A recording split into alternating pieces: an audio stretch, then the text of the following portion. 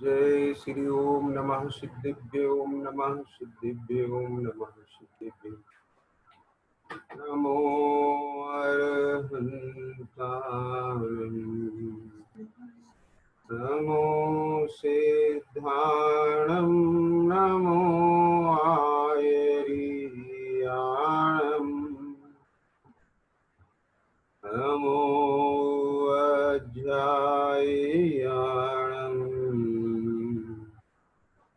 नमो लोये सवसाम्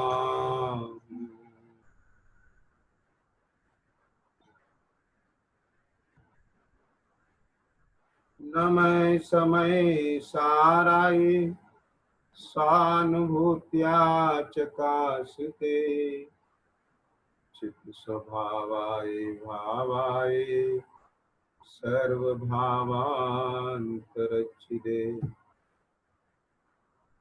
वन्दितु सर्वसिद्धे तुमचल्मणोऽङ्गनिं तत्ते वोच्छामि समय पाहुड शुद्ध केवली वणिनम्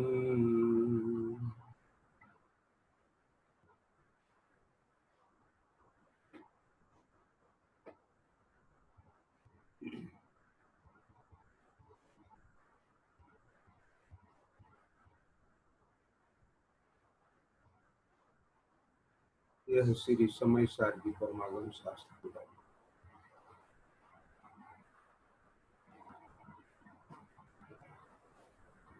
अहो वाणी कारी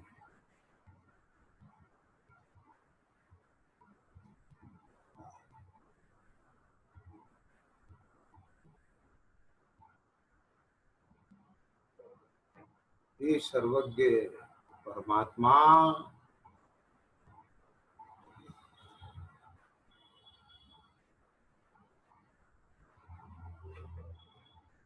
आपके द्वारा प्रणीत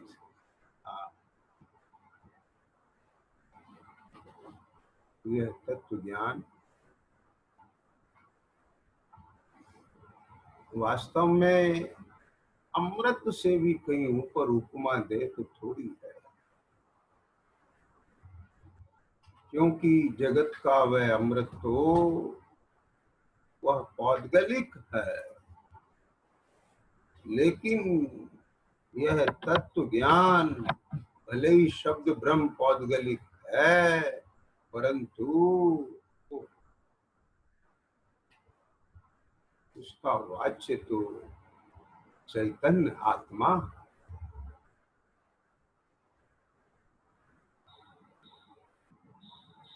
अनादिकाल से मैं चैतन्य, मेरे में निरंतर दर्शन ज्ञान का देखन जानन रूप परिणमन, लेकिन कितना बड़ा आश्चर्य और विडंबना कि प्रगट प्रकाशमान ज्ञान ज्योति दर्शन ज्ञान स्वरूप परिणमते हुए भी मैं अपने को दर्शन ज्ञान रूप देख जान नहीं रहा, बल्कि देहादि इंद्रियादि रूप देख जान।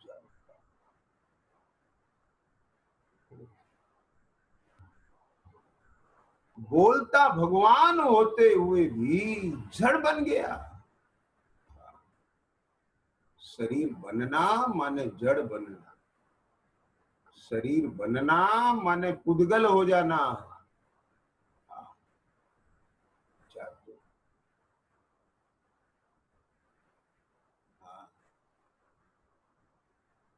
भूताविष्ट ध्यानाविष्ट पुरुष की भांति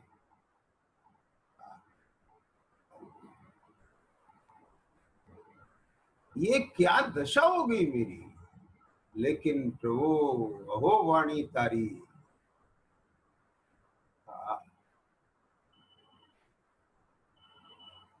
आपकी दिव्य देशना से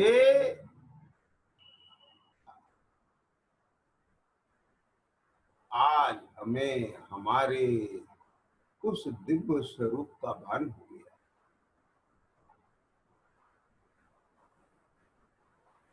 दर्शाऊं एक विभक्त को आत्मा तने निज विभक्त से, कैसा है वह आत्मा का वैभव, कैसा है वह आत्मा का दिव्य स्वरूप।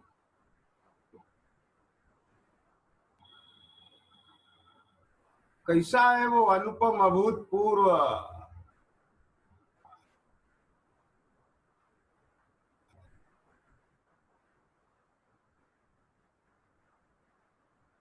कैसा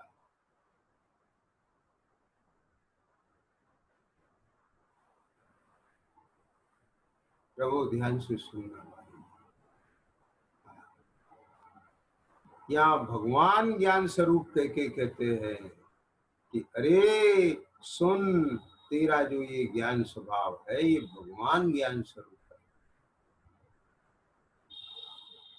जैसे जैसे लोक में कितनी श्रद्धा है, कितना विनय है, कितना बहुमान है, कितनी आस्था है, कितना विश्वास है, उस जल के प्रति भी कितना भाव बहुमान है। जो जल भगवान के प्रतिमा को स्पर्श करके आया उसे गंधोदक कहते हैं, उसको माथे पे अवधारण करते, उसके प्रति कितना भाव। जब भगवान की प्रतिमा से स्पर्शित जल के प्रति तो इतना बहुमान है, पर भगवान के दिव्य शरीर से सर्वांग से निकली हुई इस दिव्य देशना के प्रति कितना बहुमान होना चाहिए। अनुमान करो इस बात। देखो भगवान की प्रतिमा से स्पर्शित जल का तो बहुमान, और भगवान के साक्षात दिव्य स्वरूप शरीर से निकली हुई इस दिव्य देशना के प्रति बहुमान नहीं, तो ये समझा जाएगा कि तुझे देखा देखी अथवा किसी अन्य भाव से उस गंधोदक की महिमा है, भगवान की तरफ से नहीं। तू भगवान का स्वरूप नहीं जानता।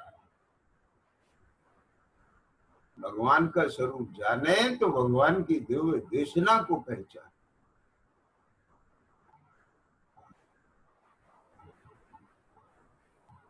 व्यक्ति की प्रामाणिकता से उसके वचन प्रमाणिक हो जाते हैं।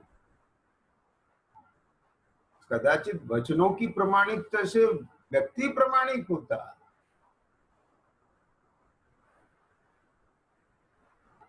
वह गंधोदक, वह जल प्रमाणिक और उनके वचन प्रमाणिक नहीं, ये कैसी बात है? विरोधाभास क्यों है? अहो वाणी तारी, अहो वाणी तारी।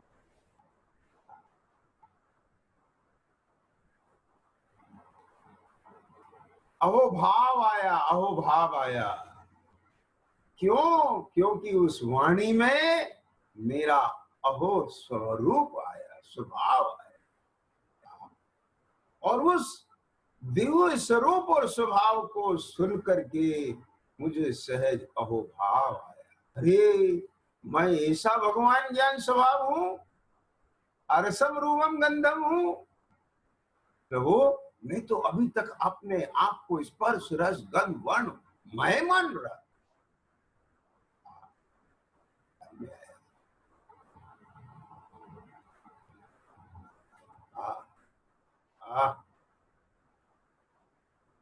संस्थान वाला मान रहा था, आकार वाला मान रहा था। गया ये जो बाहर में व्यक्त दिखाई देता है इस रूप मान रहा था।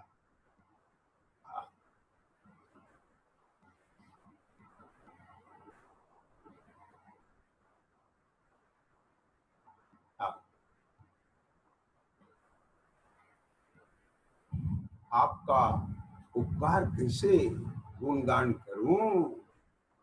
आपने तो इस वह उपकार किया है कि जो उपकार तीन लोक में आपके सिवाय कोई दूसरा करने में समर्थ नहीं।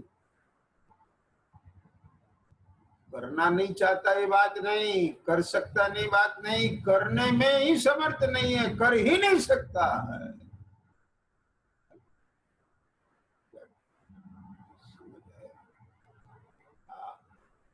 करना नहीं चाहता, करता नहीं है, ये बात अलग है। ये नहीं, इनकी बात ही नहीं है, करने में ही समर्थ नहीं। आप सरीखा ही कर सकता है।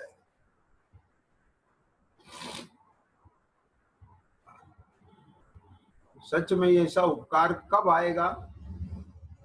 उपकार की भावना वही जन्म लेती है जहां वह जीव उपकृत होता है। उपकृत हुए बिना उपकारी नजर नहीं आता। उपकृत हुए बिना उपकार नजर नहीं आता। उपकृत हुए बिना उपकार का भाव, बहुमान, कृतज्ञता जन्म नहीं लेती।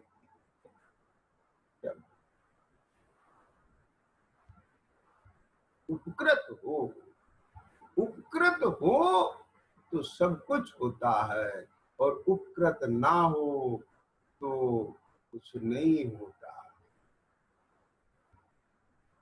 ध्यान देना, उपकृत का अर्थ केवल मुक्ति मिलने के बाद ही उपकृत होता है ऐसा नहीं है।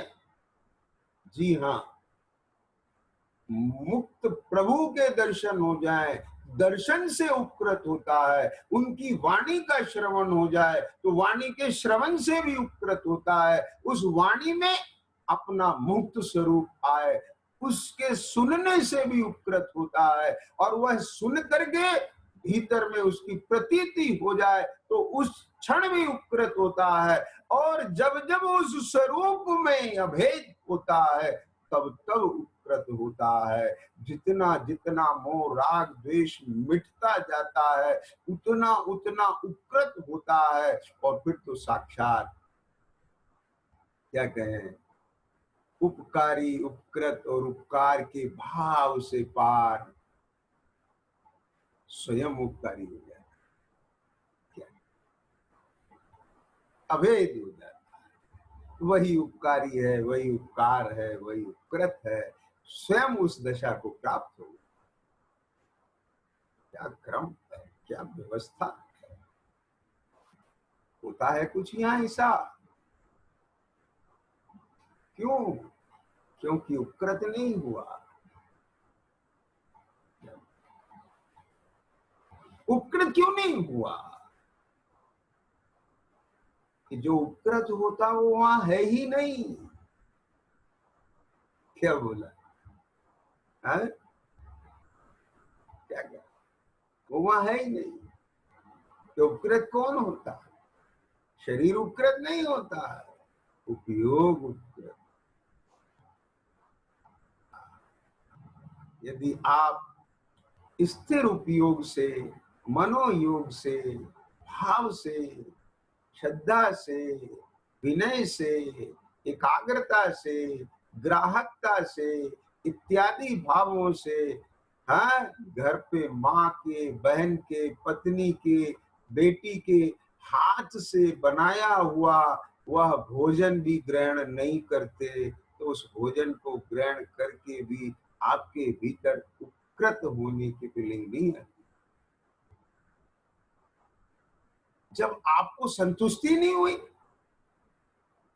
तो आपको कैसे वो फीलिंग आएगी? अरे कैसा उपकार है इनका, कैसे लग के भोजन बनाते हैं, कैसे मनोयोग से मनोहारी करके ऐसा भोजन कराते हैं। ख्याल में आया? हाँ, तो भाव कैसे उत्पन्न होगा वो? जब इधर कुछ होगा तभी तो वह होगा। एक भोजन करने में भी वो भाव नहीं आता, लेकिन एक शेर को भी वो भाव आता है। कब आता है? जब वह किसी कांटे की पीड़ा से ऐसी दशा को प्राप्त हो जाता है, छटपटाता, असहनीय पीड़ा है, क्या करूं, मरा भी नहीं जाता है और सहा भी नहीं जाता है। और ऐसे में कोई आकर के, मनुष्य आकर के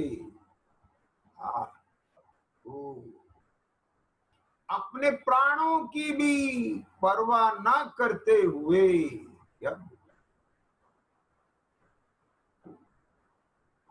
समझ आ गया? अपने प्राणों की भी परवाह ना करते हुए उस कांटे को निकालने की चेष्टा करता है। ये क्यों? ये बहुत गजब की है मनोविज्ञान। आपको सुनने में आनंद आएगा कि जैसे ही उस मनुष्य ने उस सिंह की पीड़ा को देखा, तो वह भी तो संवेदन वाला है। आत्मा संवेदन स्वरूप है, करुणामय है आत्मा।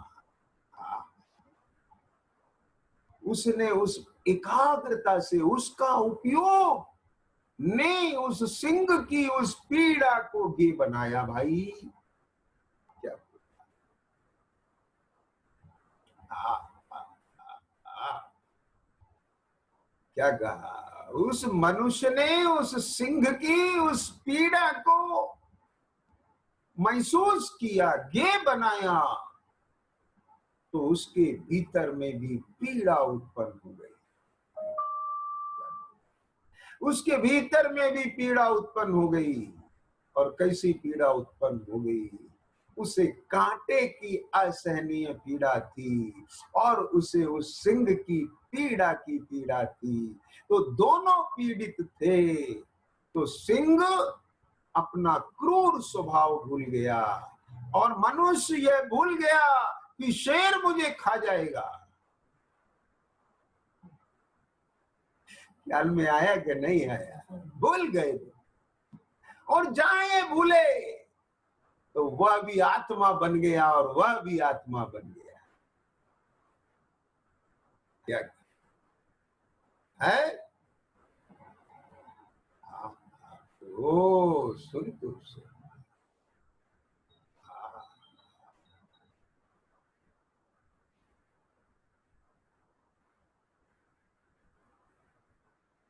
जिस क्षण कांटे की पीड़ा थी, कांटे की पीड़ा थी, तो सिर्फ पीड़ा थी, सिर्फ पीड़ा थी और उसकी अनुभूति थी, वेदन था उसका। वहां शेर नहीं था, वहां शेर नहीं था, वहां प्राणियों को खाने का भाव नहीं रह गया था। वहां सिर्फ पीड़ा, सिर्फ पीड़ा। एक ही भाव था, ये पीड़ा कैसे सहन नहीं हो रही। भूल गया मैं शेर खा जाऊं, भूख खत्म हो गई वहां। तो जब सर्व प्रकार से परिणाम मर जाते हैं, आया कुछ निकल के इसमें से?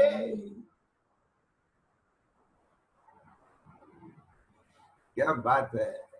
गर्मी नहीं लगती वहां, भूख नहीं लगती वहां, प्यास नहीं लगती वहां। और सुनो, एक क्षण तो ऐसा आता है, एक क्षण तो ऐसा आता है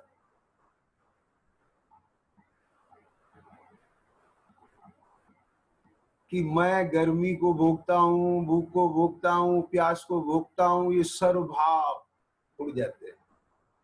अर्थात वहां न तो कोई वाला दिखता है, न कुछ दिखता है, सिर्फ पीड़ा पीड़ा दिखती है, उसकी अनुभूति दिखती है, उसका वेदन दिखता है। और बस केवल उससे निकलने की चटपटाहट है भीतर में, तो कैसे भी निकल जाऊं।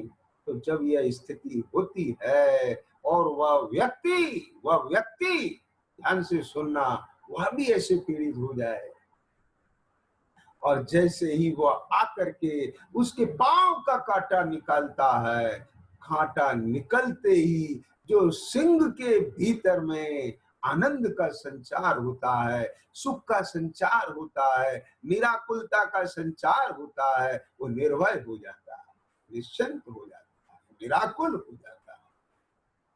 तो उसकी बॉडी लैंग्वेज से, उसके मुख मुद्रा में जो प्रसन्नता झलकती है, खुशी झलकती है, उसको देखते ही वह मनुष्य भी खुश हो जाता है, प्रसन्न हो जाता है।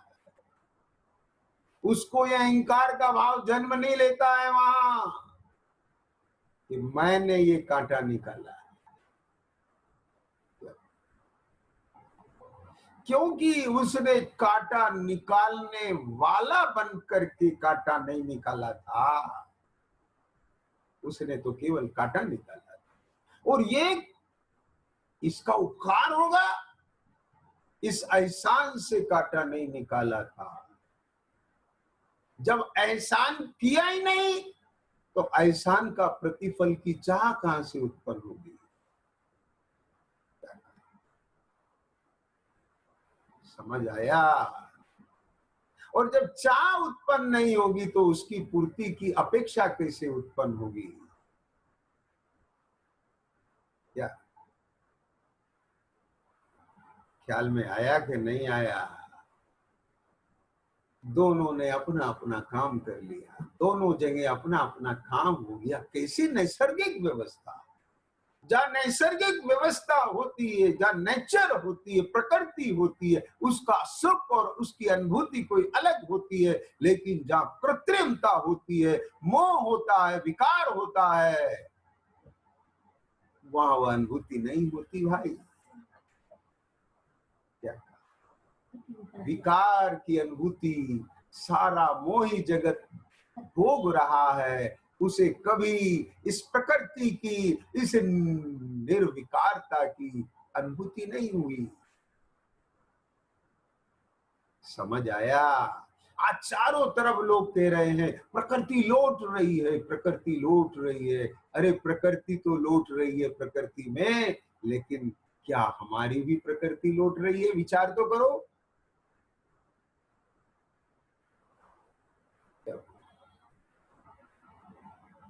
लोगों को प्रकृति लौटते हुए देख करके, प्रदूषण रहित प्रकृति देखते हुए, ऐसी पॉल्यूशन फ्री एयर, स्काई, आसमान, हवा, वायु, जल, नदियां, सरोवर, कलरव करते हुए पशु पक्षी खिलखिलाते हुए, ये सब देख करके प्रसन्नता हो रही है। अरे प्रसन्नों को देखकर प्रसन्नता हो रही है, लेकिन विचार कर, वे तो प्रकृति लौट रही है, उनकी प्रकृति लौट रही है, अपनी प्रकृति भी तो लौटना चाहिए। यदि अपनी प्रकृति लौट गई तो यह प्रकृति स्टेबल रह जाएगी। लेकिन यदि इस मनुष्य की प्रकृति वापस नहीं आई, इसकी प्रकृति ने जन्म नहीं लिया, इसकी प्रकृति अवतरित नहीं हुई, तो यह आई हुई प्रकृति भी वापस चली जाएगी।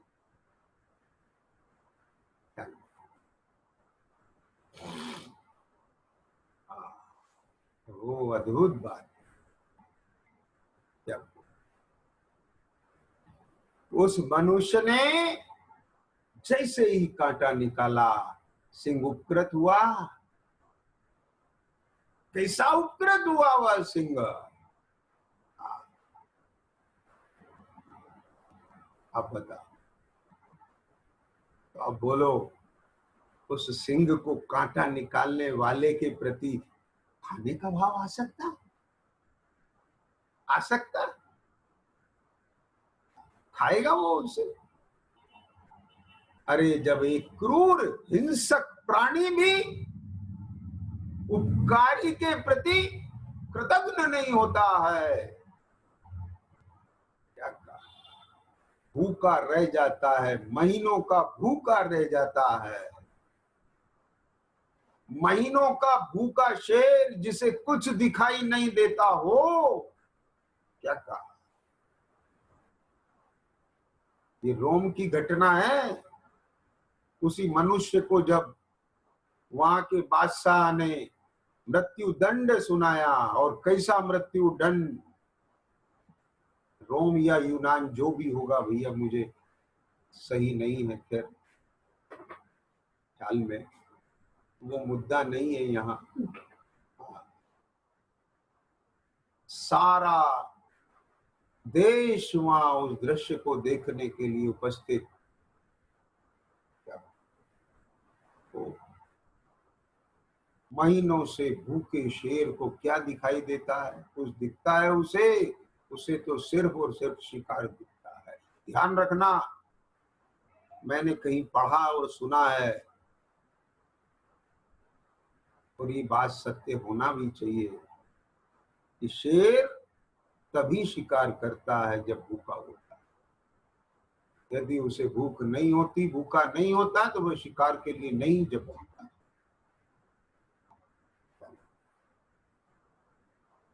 शेर भूखा होने पर ही शिकार करता है, लेकिन इसकी भूख तो कोई और है, इसलिए 24 घंटे शिकार करता है ना। इसकी भी भूख है, भोगों की भूख है, इसलिए 24 घंटे उसका शिकार करता है। बाह्य में प्रत्यक्ष इंद्रियों के विषय भी ना बने तो परोक्ष मन के अवलंबन से शिकार करे, विषय ग्राम में झपटते मारे दूर। क्या करे, ये भी बेचारा है, बेचारा है। वह भूखा शेर दौड़ा तेजी से, सामने एक मनुष्य दिख रहा है, शिकार दिख रहा है, लेकिन जैसे ही उसकी खुशबू आई, क्या बात है, कितने समय बाद, ध्यान देना, कितना समय बीत गया होगा उस बात को जब कांटा निकला होगा।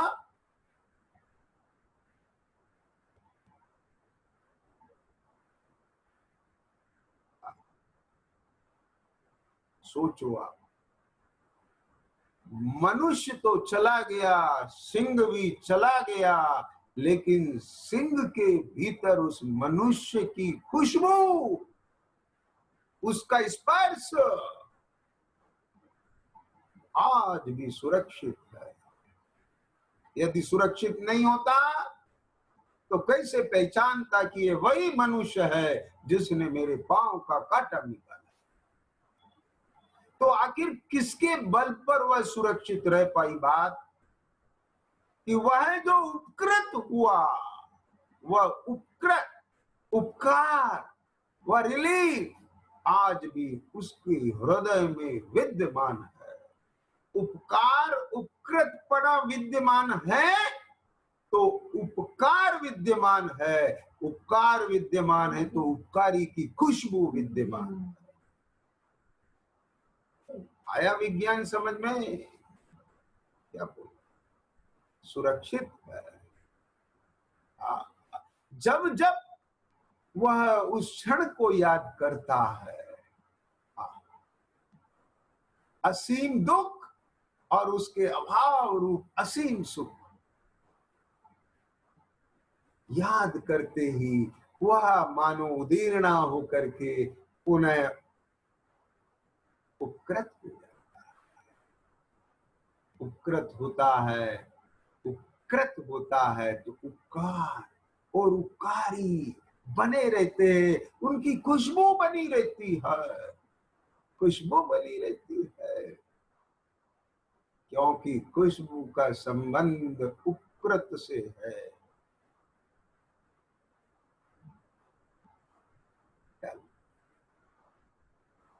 उस प्रतीति से संबंध है, जो वह प्रतीति बनी, जहां उपकृत हुआ, जब वह उपकार हुआ, तो जिनसे वह उपकृत हुआ, जिनसे वह उपकार हुआ, उनकी खुशबू कैसे उड़ जाएगी? समझ में आया कि नहीं? कैसे उड़ जाएगी? पहले तो ये खुशबू आती है और यहां से उपयोगच्युत होते ही उपकारी की खुशबू है।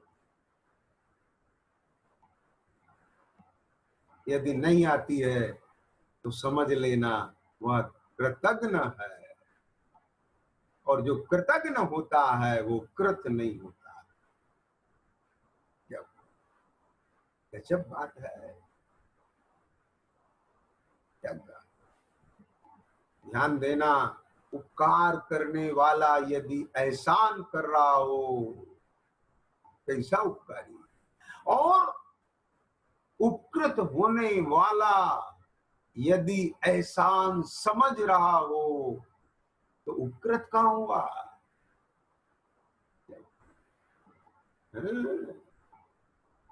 एहसान का काम नहीं होता है यहाँ। एहसान वो भाव, वो विकार है। क्या कहा? लेकिन बहुमान, उपकार, कृतज्ञता का भाव वो विकार नहीं है, वो निर्विकार।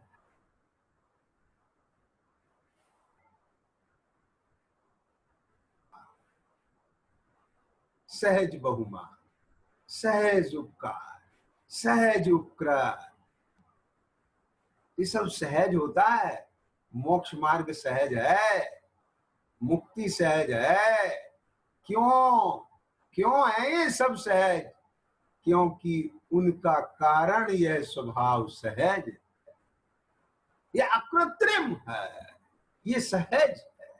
और सुनो, जब उपयोग सहज होता है तभी उस सहज की दृष्टि बनती है। जब दोनों सहज हों तभी तो ट्यूनिंग बनेगी। एक सहज और एक असहज तो कैसे? इसीलिए पंडित सदा सुखदास जी लिखते हैं, बाके मयान में सूदो खड़क प्रवेश करे नाई, तैसे ही वक्र परिणामी के हृदय में यह जिन वचन प्रवेश नहीं कर। सहज, सहज उपयोग।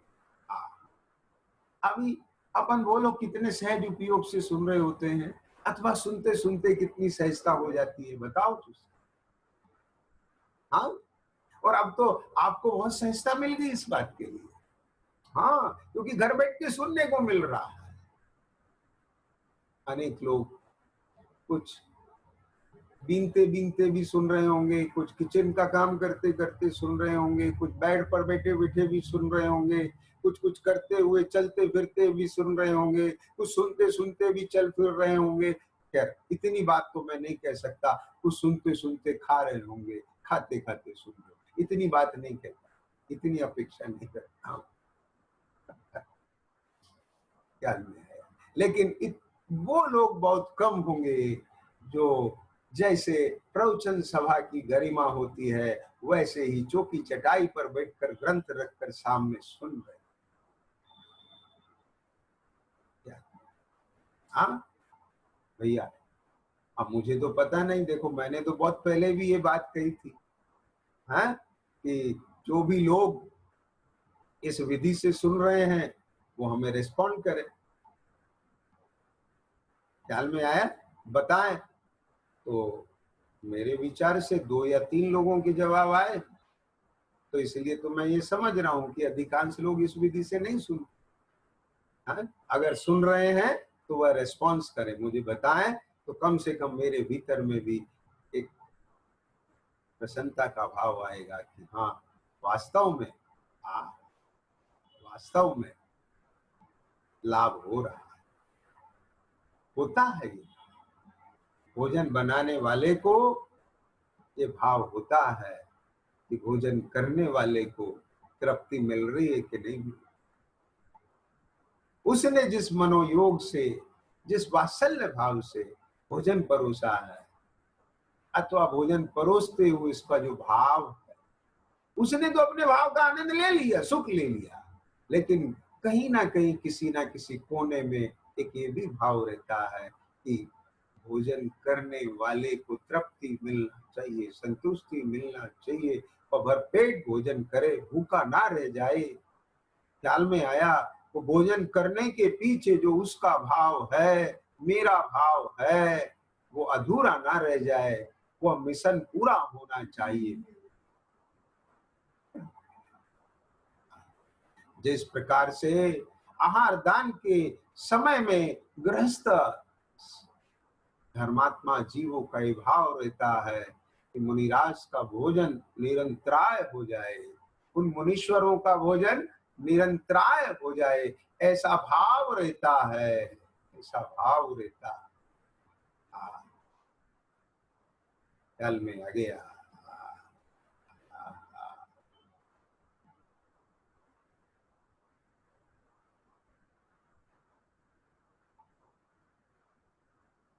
और यह भोजन उनकी रत्नात्रय की आराधना में निमित्त बने।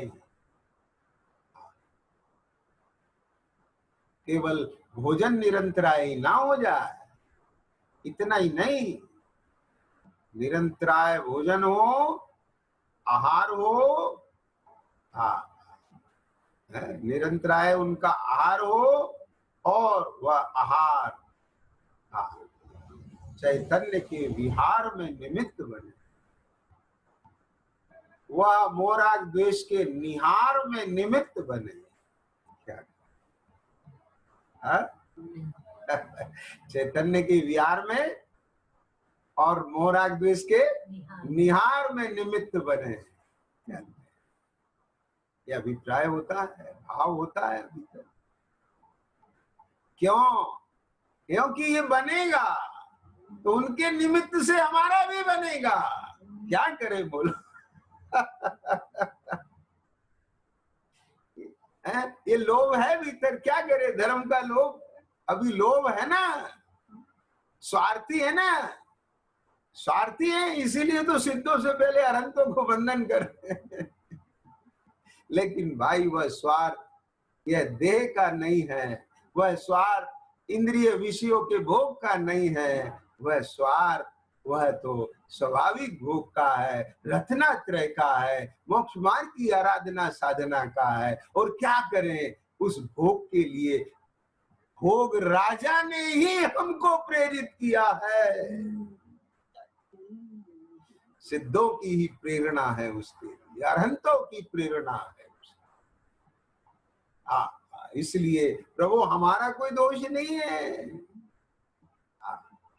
इसलिए हमारा वह स्वार्थ निस्वार्थ है, हमारा वह स्वार्थ निर्दोष है, हमारा वह स्वार्थ स्वार्थ होने पर भी परम पवित्र है। ख्याल में आया? ऐसी पवित्रता में होती है धर्म की आराधना, क्योंकि धर्म पवित्र है, परम पवित्र। जिस परिणति में वह धर्म का अवतरण होता है वह भी पवित्र होती है। पर यार समझ आया कि नहीं आया? बहुत अद्भुत बातें हैं, कितनी बात कहें हैं। तिन खोजा दिन पाइया गेरे पानी पे, ये तो जितना जितना समीपवर्ती होता है, गहरे उतरता एकाग्रता बनती है, उतना उतना आनंद ही आनंद होता है। आहा, अद्भुताद्भुत है।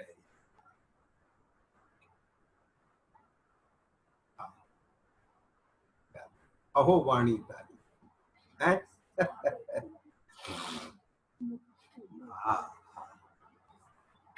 ये आचार्य भगवान आपकी वाणी क्या कहे, अद्भुत।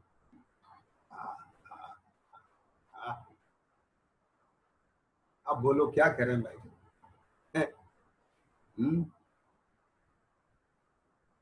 भाव जुड़ जाता है, वचन निकल जाते हैं, शब्द निकल जाते हैं। सोचा भी नहीं था आज ये चर्चा होगी। बस स्तुति सुनते सुनते अहो वाणी तारी बस।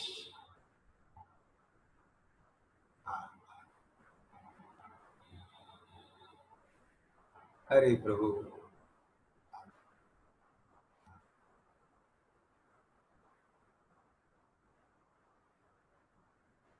है सहज प्रवाह, सहज भाव, सहज संबोधन है, सब कुछ सहज। और सच कहें सहज आनंद है। आनंद भी वही आनंद है जो सहज होता है। अतिथि भी वही होता है जो सहज होता है। और जहाँ सहज आतिथ्य होता है वही आतिथ्य सत्कार होता है, बाकी तो सब कृत्रिमता। हमारे दर्शन में तो सब सहज है, ना तो हमें पता होता है कौन अतिथि आएंगे, ना अतिथि को पता होता है हम किसके घर जाएंगे। क्या बोला? ना तो हमें पता होता है वो क्या आहार लेंगे, ख्याल में, और ना उनको पता होता है क्या आहार मिलेगा। सब सहज। यहाँ मोत माथे पर असहजता का कोई काम नहीं। यदि यहाँ भार है, ऐसा असहजता है, तो धर्म नहीं है। इसलिए अतिथि सत्कार भी एक धर्म है। क्या बोल? जी हाँ, जिसके माथे पर भार है वो अतिथि नहीं है। आज देखो, इंसान के माथे पर इतना भार है, उस सोच का भार है। अरे भाई, पहले फोन तो कर दो, अचानक पहुंच गए तो वो क्या सोचेगा, वो क्या सोचेगा। ये सोच डेवलप हो गई है। क्या करे, इसकी सोच भी इसलिए डेवलप हो गई है। इसके घर यदि कोई अचानक आ जाता है तो ये भी यही सोचता है। क्या करे, ये सोच क्यों डेवलप हुई? विचार तो करो प्रभु। वह अतिथि नहीं जा रहा है। अतिथि वह होता है जो सहज होता है। कुछ समझ में आ गई? सहज होता है, अतिथि सहज होता है। यदि उसके माथे पर भार है, वो अतिथि के साथ, अतिथि देवो पर। क्या बोला? ये भारतीय संस्कृति में कही गई है बात, अतिथि देवो भव। देव बोझिल होते हैं, कलुषित होते हैं, मलिन होते हैं। तू मलिन है, तू अतिथि नहीं है। इस सब मैं मलिन क्या हूं? ये तो मलिन है। तू जिसका आतिथ्य लेने जा रहा है उसके बारे में ऐसी खोटी बात सोचता है तो, कि वो क्या सोचेगा अचानक चले गए तो। क्या बोला? तुम दुनिया को सरप्राइज देना चाहते हो, देते हो क्या नहीं देते हो? किसी को गिफ्ट देते हो तो बता के देते हो, घोषणा करके देते हो, पहले से सब जता देते हो। गिफ्ट देते हो तो सरप्राइज देते हो।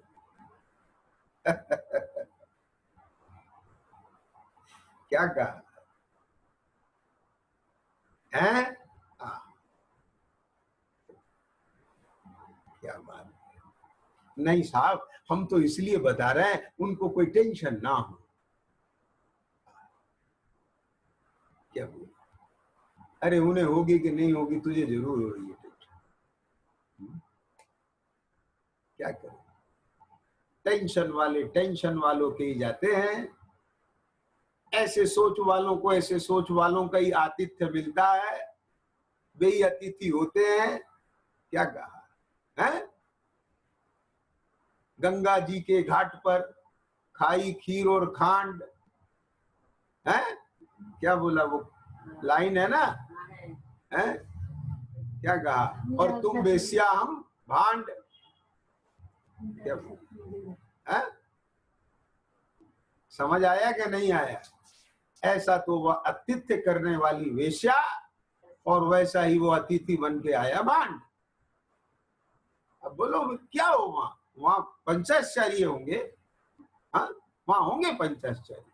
अरे प्रभु, धर्म का स्वरूप कोई अलग है।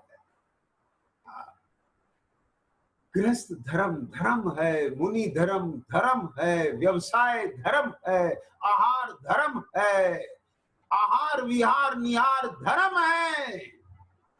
आप समझेंगे कुछ इस धर्म को? ये जैन धर्म है। क्या बोला? जी हाँ, यहाँ कदम कदम पर धर्म है, श्वास श्वास में धर्म है, प्रवृत्ति प्रवृत्ति में धर्म है, और निवृत्ति निवृत्ति में धर्म है। क्योंकि एक एक प्रवृत्ति निवृत्ति पूर्वक होती है और निवृत्ति प्रवृत्ति पूर्वक होती है। यह धर्म है, ये सहज धर्म है। इसका नाम जैन धर्म है भाई साहब। अभी तो स्वरूप ही ख्याल में नहीं आ रहा, जीवन में कहां से आएगा ये धर्म? जब यहाँ जन्म होता है तब वह अवतरण होता है, और वह अवतरण वर्धमान की तरह से दिन और रात बढ़ता है।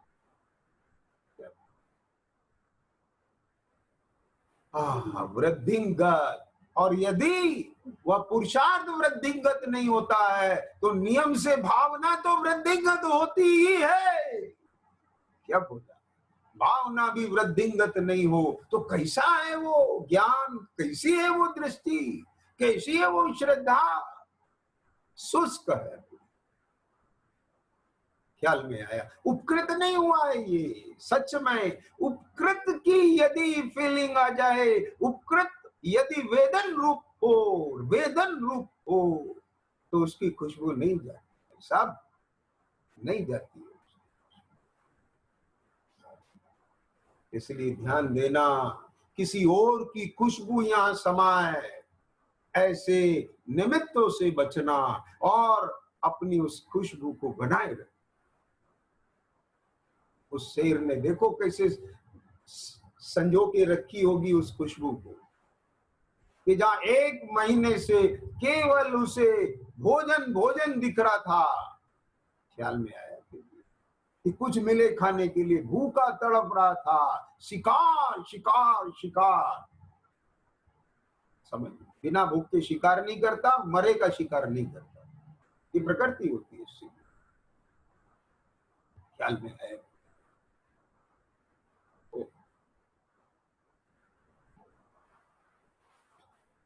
अब उसने चलते फिरते आदमी को देखा तो कैसा प्रसन्न हुआ होगा।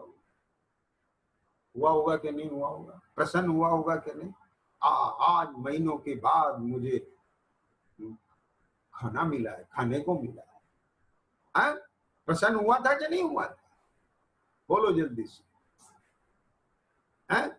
लेकिन जैसे वो समीप पहुंचा होगा, उसे खुशबू आई होगी, तब तो दुखी हो गया होगा। अरे यह तो यार वही निकला, अब इसे खाना भी नहीं पड़ेगा मुझे, बिना खाए रहना पड़ेगा, भूखा रहना पड़ेगा मुझे। बोल, सच बताओ आप, भीतर घुस के पढ़ो उसके परिणाम। दुखी हो गया होगा।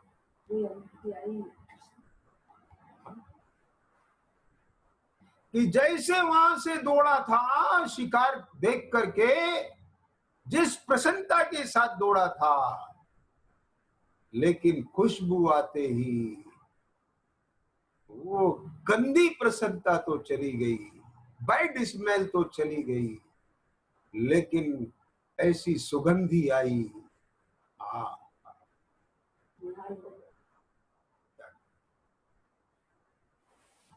समझ आ गया? एक खुशी ही बदल गई, भूख भाग गई, प्यास भाग गई, वासना भाग गई, पाप भाग गए, अपवित्रता चली गई। क्या कहा? हिंसक भाव चला गया, अब भक्ति का भाव आ गया। अरे ये भूख का विकल्प तो 1 महीने से था, लेकिन उस उपकारी के दर्शन का विकल्प तो सदियों से था। विचार करो, जहां बड़ा दुख सामने आ जाए तो छोटा दुख ख्याल आता है। कैसा धर्म है आत्मा का? एक साथ अनेक धर्म भीतर पड़े हैं। क्या बोल, आपको कितना भी तेज बुखार हो, उठा ना जा रहा हो, लेकिन कुछ नहीं सूझ रहा है, कुछ नहीं सूझ रहा है, व्यापार धंधा खाना पीना कुछ नहीं सूझ रहा है, लेकिन उस समय भी आपके भीतर सारे धर्म पड़े हुए हैं। क्या मतलब? जैसे ही टेलीफोन आता है, अरे तुम्हारे बच्चे का एक्सीडेंट हो गया, सीरियस है, अब बोलो आप, बोलो आप, कहां से आ गई ताकत? बदल गया सारा का सारा सीन, दृश्य बदल गया, परिणाम बदल गए, सारा उदय बदल गया कि नहीं, भाव बदल गए कि नहीं बदल गए? कहां से आ गए वो भाव? पड़े थे। ये आत्मा बहुत गजब है, इसका विभाव गजब है, तो स्वभाव कितना गजब होगा। आप समझ रहे हो बात को?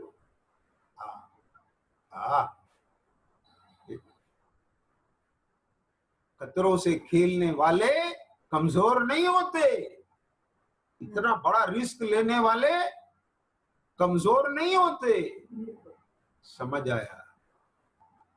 आप विचार नहीं करते, चिंतन नहीं करते। जरा विचार करो कि अनंत काल जिसने अनंतों बार ऐसे नरक निगोद और प्रतिकूलताओं के वातावरण में रह करके ऐसी ऐसी उदयों के बीच में रहने की जिसकी सामर्थ्य है, वो कितना सामर्थ्यवान होगा। और जिसके स्वभाव में किंचित भी कहीं से कहीं एक अविभाग प्रतिच्छेद भी कमी नहीं आई, वह स्वभाव भगवान ज्ञान स्वभाव नहीं हो तो और कौन भगवान होगा? इससे बड़ा ईश्वर होगा कोई दुनिया में? लेकिन कभी अपने ईश्वरत्व की कीमत नहीं आती है। पार के ईश्वर दिखाई देते हैं, क्या करें? जड़ हो गई ना बुद्धि।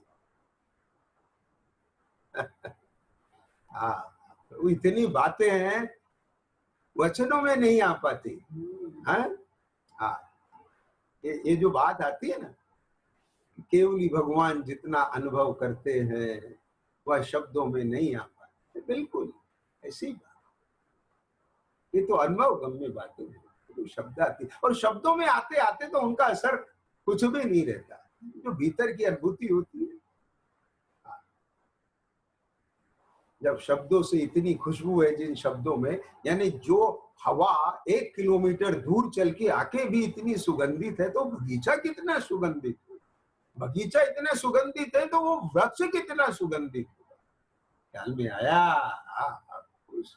कभी समझ नहीं आता। कुछ लोग बस उस हवा की सुगंध का ही आनंद लेते रहते हैं, लेकिन कुछ ऐसे भी विशेषज्ञ होते हैं, ऐसे भी बुद्धिमान होते हैं, वह यह देखते हैं कि यह पवन किस दिशा से आ रही है और वह उस पवन के माध्यम से उस बगीचे में पहुंचते हैं। वो बगीचे में भी उस वृक्ष में पहुंचते हैं और उसकी एक डाली ले आते हैं, लकड़ी ले आते हैं। इतना कीमती चंदन, वो व्यापारी बड़ा व्यापारी बन जाता है। फिर क्या होता है?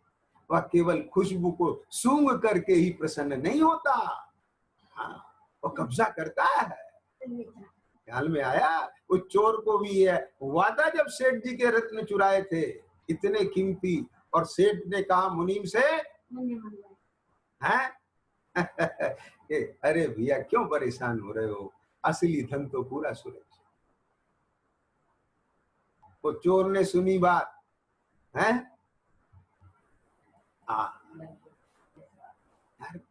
इतने बहुमूल्य रत्न लूट गए, सेठ को कोई चिंता नहीं, जैसे नखून का मैल हो, और केरा असली धन सुरक्षित है अपना, क्यों टेंशन कर।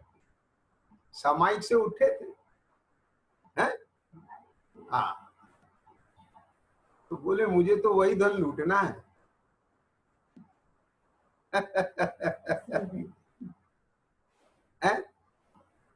साथियों ने कहा चलो भाई हिस्सा बांट लें। बोले तुम ले जाओ सब, मुझे नहीं चाहिए।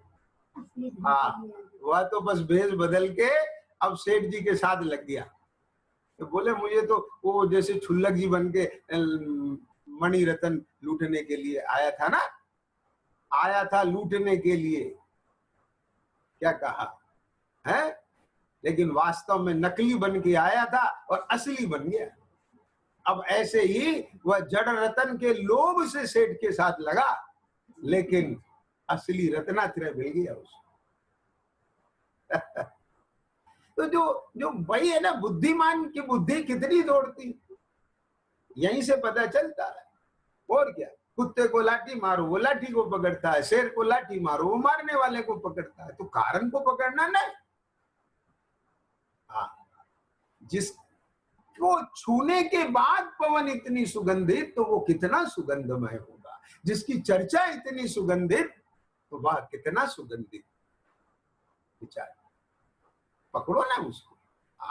अद्भुत बात। ये भैया क्या कहें। अहो वाणी थारी, अहो वाणी। पणाऊ पत्र कुंदन ना रत्नो नाक्षर, तथापि कुंद सूत्रों ना मंकाय। एक सिंह, सिंह नहीं है, वो आत्मा है। क्या बोला? उसको किसने पढ़ाया होगा कि कृतज्ञ नहीं होना, कृतज्ञता रखना? किसने पढ़ाया होगा? यहाँ तो रात दिन पढ़ाई पढ़ते हैं, मेरी भावना में भी पढ़ते हैं, हूं नहीं कृतज्ञ कभी मैं, द्रोह न मेरे उड़ावे, और फिर भी कृतज्ञता आ जाती है? नहीं साहब, बिल्कुल नहीं आती। अच्छा, कृतज्ञता ना रहना भी कृतज्ञता ही है। क्या बोला? समझे कुछ? वह भाव ना बने रहना। जैसे मान लो थोड़ी देर के लिए, है ना, आप एक प्रतिमा को प्रतिष्ठित करके लाए। किस लिए लाए? ये हमारे आदर्श, ठीक है? तो प्रतिमा को प्रतिष्ठित करके लाए ना, आदर्श बना के लाए ना, तब रोज क्या करते? उसको प्रक्षाल करते कि नहीं करते? इस पे कहीं कोई धूल नहीं पड़ जाए, करते कि नहीं करते?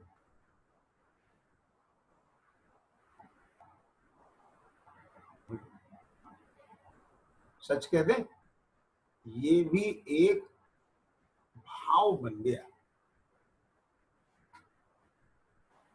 ये रागात्मक है भाव, पक्षात्मक भाव है। ओरिजिनल परिणाम क्या होता है? समझ लो, वही होता है उपकृत हुआ, सम्यक, सहज भाव। ये नियम हो गया। बहुत इसका विश्लेषण करें तो बहुत लंबी बात हो जाएगी, आप स्वयं चिंतन करें। लेकिन नहीं, मैं कई बार ये भी सोचता हूँ कि जैसे चल रहा है ठीक है, कहीं ऐसा ना हो वो वैसा भी नहीं रहो, गलत हाथ से किया गया ऑपरेशन बिगाड़ दे, जब वक्त आएगा तो अपने आप हो जाएगा।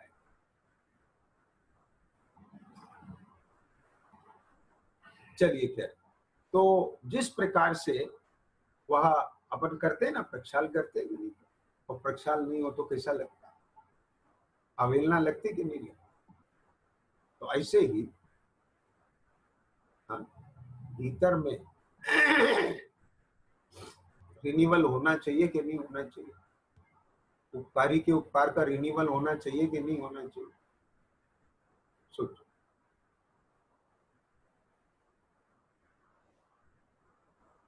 हाँ?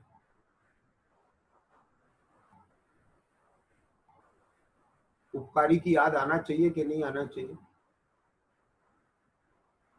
क्यों? उपकारी ने इसीलिए उपकार किया था क्या कि वो हमें याद करे? उसे अपेक्षा है क्या? तो उसे नहीं अपेक्षा। तो बोले हमने इस शर्त पे किया था क्या कि हम तुम्हें याद करेंगे? तो फिर आप ये क्यों कह रहे हो कि उपकारी का उपकार याद आना चाहिए, रोज आना चाहिए? भाई साहब, तुम्हारी सोच खोटी है तो हम क्या करें, तुम्हें खोटे भाव ही आएंगे। भाई साहब, बात ऐसी है, यदि आप उपकृत हुए हैं तो मैं आपसे पूछता हूं कि आप उपकृत बने रहना चाहते कि नहीं? ये बताओ आपको। क्या बोला? उपकृत बने रहना चाहते हो कि नहीं? ये बताओ आपको। मतलब कि उस वक्त शेर के पंजे में से कांटा निकल गया, क्यों लगा था कांटा? असावधानी से चल रहा था, इसलिए लगा था कांटा। ओके, तो अब कांटा निकल गया तो फिर असावधानी से चलता रहे, चाहे जैसे विचरण करे, चाहे जहां विचरण करे, नहीं, वो उस दुख को नहीं भूलता। और उस दुख को नहीं भूलता तो क्या भूला? उस दुख को नहीं भूलता तो सावधानी से चलता है कि कांटा ना लग जाए। कांटों में नहीं जाता, और कहीं कांटा, कांटों में तो नहीं जाता, लेकिन जहां कांटे नहीं है वहां भी कोई कांटा ना पड़ा हो, इसलिए फूक फूक कर कदम रखता है। दूध का जला छाछ को फूक फूक के पीता है। लौकिक में तो इतनी सावधानी है, यहाँ भी होना चाहिए। उस लौकिक की सावधानी के पीछे भी अगर देखा जाए तो यही है भाव, आकुलता का। वो अभी विषय नहीं ले रहा हूं, यहां समझ लीजिए। तो जब वो फूक फूक के कदम रखेगा तो कांटा उसके ध्यान रहेगा कि नहीं रहेगा? कांटा ध्यान है, कांटे का ख्याल है, कांटे की पीड़ा का ख्याल है, तो कांटा निकलने के बाद के सुख का ख्याल है, सुख का ख्याल है तो दुख का ख्याल है, कांटे का ख्याल है तो कांटे के साथ एक और जुड़ा हुआ है कोई, कि जिसने वो कांटा निकाला हुआ हो, तो उसका भी ख्याल है कि नहीं? ये नियम से सहज भाव होता है। ध्यान से सुनना, अकेले अकेले कांटा निकालने वाले की याद वो राग है। क्या कहा? वो पक्ष है, वो राग है, वो सहज भाव नहीं है, बहुमान नहीं है, वो राग है।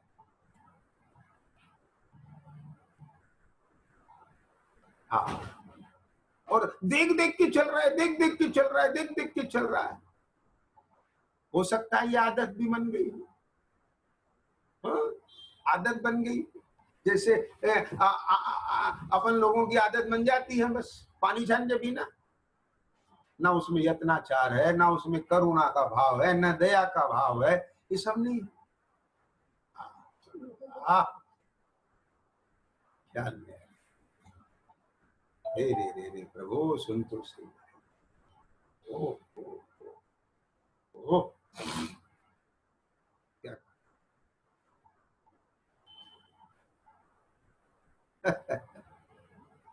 है? इसलिए देख देख के चलना है, अकेले देख के चलना नहीं होता, अकेले उपकारी का राग नहीं होता, अकेले सावधानी नहीं होती, अकेले दुख नहीं होता, अकेले सुख नहीं होता, दुख में सुख नहीं होता, सुख में दुख नहीं होता, दुख में दुख है, सुख में सुख है, सुख में दुख है, दुख में सुख है, और दोनों एक दूसरे में भी है। ये क्या है? क्या करे वस्तु का स्वरूप? हाँ, स्यात् अस्ति स्याद् नास्ति स्याद् अस्ति, ये है भंग है, क्या करें बोलो? अद्भुत बात, ये सब शब्दों से परे बातें हैं साहब, शब्दों से परे। इसलिए मैं यही बात पर बार बार फोकस करता हूं, केवल शब्दों में बैठ करके शब्द नहीं सुनना,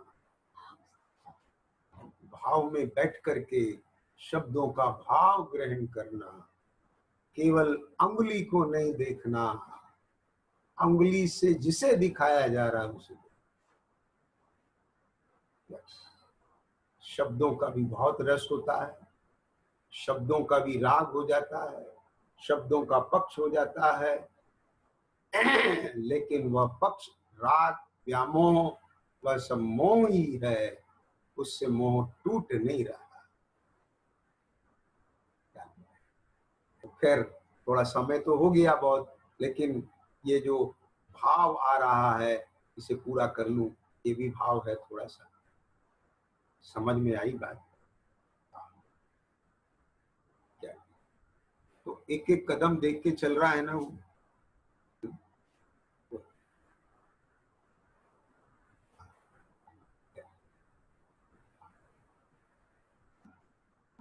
जब एक एक कदम देख के चल रहा है तो किस लिए देख के चल रहा है? इसीलिए मैंने अभी बात आई थी बीच में, इशारा कर दूं मैं, बहुत लोगों के सिर पे से निकल जाए, बाद में भी पूछते हैं कि बात आई थी इसमें क्या भाव था, ये क्यों कहा था, उसमें सिद्धांत कैसे घटाना। अभी बात आई थी कि उसका हर समय धर्म है, उठने में, बैठने में, चलने में, फिरने में, बोलने में, खाने में, पीने में, व्यापार में, धंधे में, हर जगह धर्म।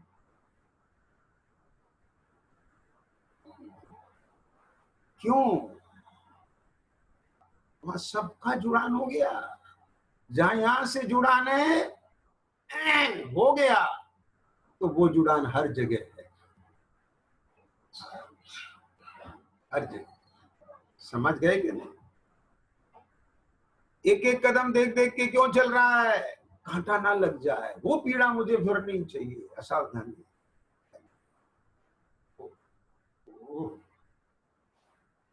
उसके साथ उपकारी भी जुड़ा हुआ है।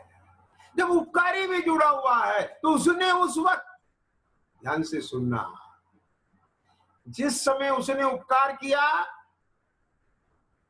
उस वक्त केवल सिंह की पीड़ा का ही वेदन नहीं किया, अपनी पीड़ा का भी वेदन किया। वेदन तो अपनी पीड़ा का होता है। और जिस समय उसकी सिंह का कांटा निकला तो उसने केवल सिंह की प्रसन्नता का ही वेदन नहीं किया, अपनी प्रसन्नता का भी वेदन किया। वाइस वर्षा, सिंह ने भी केवल अपनी पीड़ा को नहीं देखा, अपनी पीड़ा से पीड़ित उस मनुष्य की पीड़ा को भी देखा। ये तो समान भाई है, ये तो मेरा सहोदर है।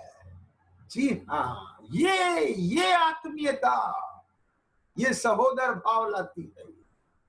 जहां प्राणी मात्र के साथ सहोदरता होती है, समरसता होती है, संभाव होता है, वही तो समदृष्टि है, वही तो धर्म होता है।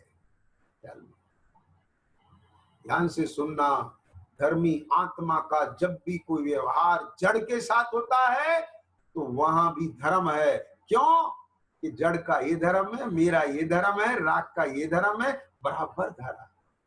विज्ञान की धर्म। और ये सावधानी, मैं जड़ ना हो जाऊं, जड़ रूप ना हो जाऊं। बराबर न्याय नीति सब चालू है वहां, नहीं कहा जा सकता। किसी को जिज्ञासा हो तो सब बता दूंगा।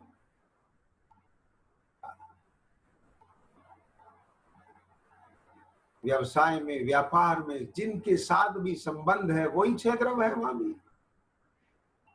केवल शास्त्र सामने रख के ही क्षेत्रव नहीं होते, शास्त्र ने तो एक बार बता दिए। सच में बिल्कुल।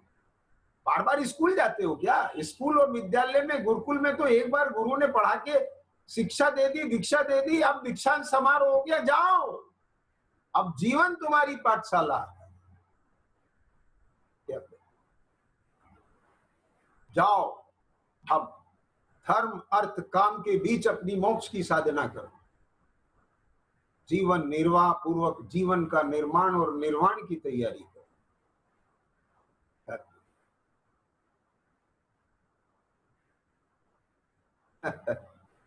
अभी तो सोच ही अलग पड़ी है। मंदिर में धर्म होता है, घर में कर्म होता है। मंदिर का धर्म भी हमारा कर्म है और ये कर्म में भी हमारा धर्म है। ये क्या है बात? नहीं बेटी, क्योंकि धर्म का स्वरूप आया ही नहीं ना ख्याल में।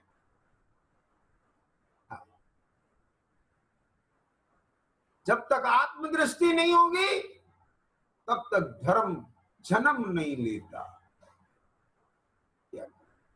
जी, उस सिंह ने मनुष्य के सारे मनोभाव पढ़े, मनुष्य ने सिंह के सारे मनोभाव पढ़े, अपने उसी एक दूसरे के नहीं पढ़े, अपने भी पढ़े। सर्व एक साथ होता है, आत्मा का धर्म एक है, आत्मा का स्वरूप एक।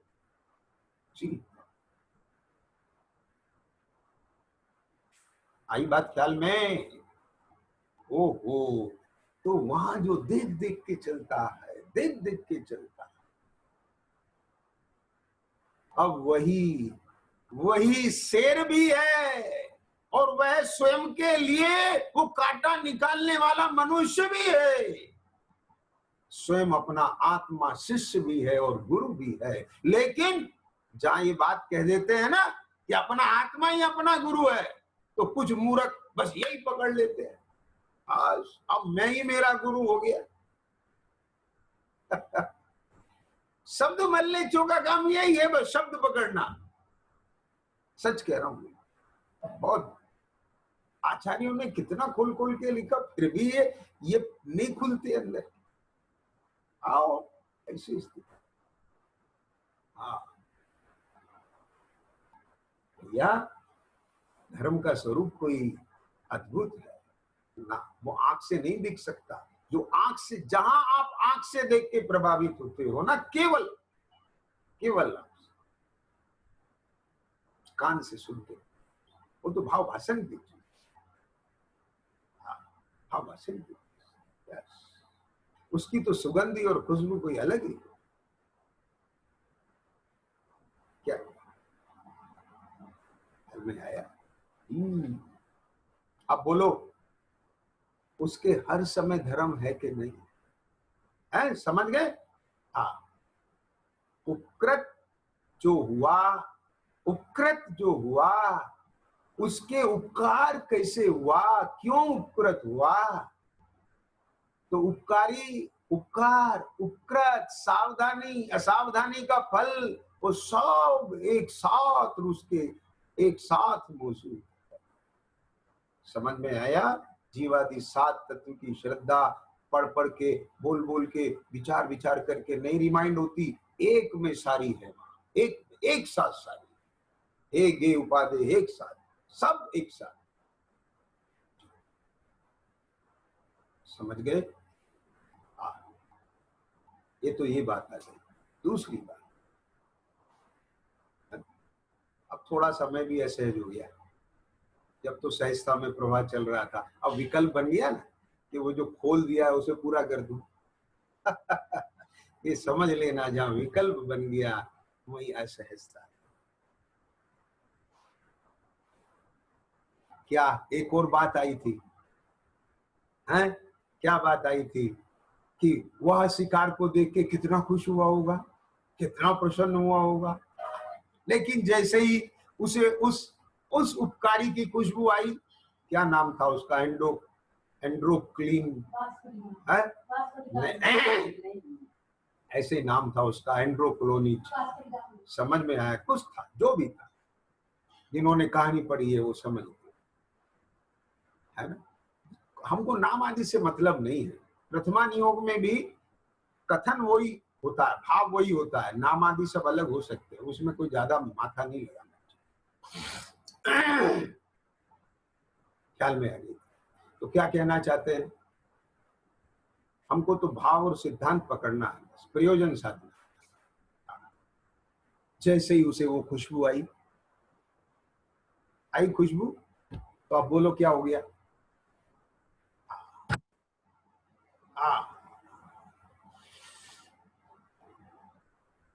सोचो आप क्या हो? प्रसन्नता की जाति बदल गई कि नहीं बदल गई? खुशी की जाति बदल गई कि नहीं बदल गई? भावों की जाति बदल गई कि नहीं बदल गई? और उसकी स्पीड भी बढ़ गई कि नहीं बढ़ गई? बादशाह बहुत कुछ हो रहा है, ये तो अभी तक तो 60 की स्पीड से था, अब 100 की हो गया, अब नहीं छोड़ेगा ये। लेकिन चकरा गया माथा, देखने वाले विस्मित हो गए, अरे ये क्या, यह तो उसके पास बैठ के नमस्कार कर रहा है, उसके तलवे चाटने लग गया। क्या, उसके आंखों से आंसू बह रहे हैं। ये क्या है? क्या है? बस अहो वाणी तारी, अहो वाणी, जो यहाँ उत्कृत होता है उसके सर्व धर्म प्रकट हुए बिना नहीं है।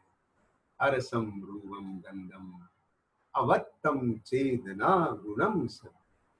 एक बार ऐसा परमार्थ स्वरूप दृष्टि का विषय बने, अरे ये बात सुनने में अद्भुत लगे, ये भी उपकृत बना, प्रतीति में आए ये भी उपकृत बना, बार बार उसकी स्थिरता ये भी उपकृत, क्षण क्षण उपकृत बना है। भाई साहब, ऐसा नहीं समझना चाहिए। धन्य धन्य है घड़ी आज की, जिन ध्वनि श्रवण पड़ी, बड़ी भी धन्य हो जाए।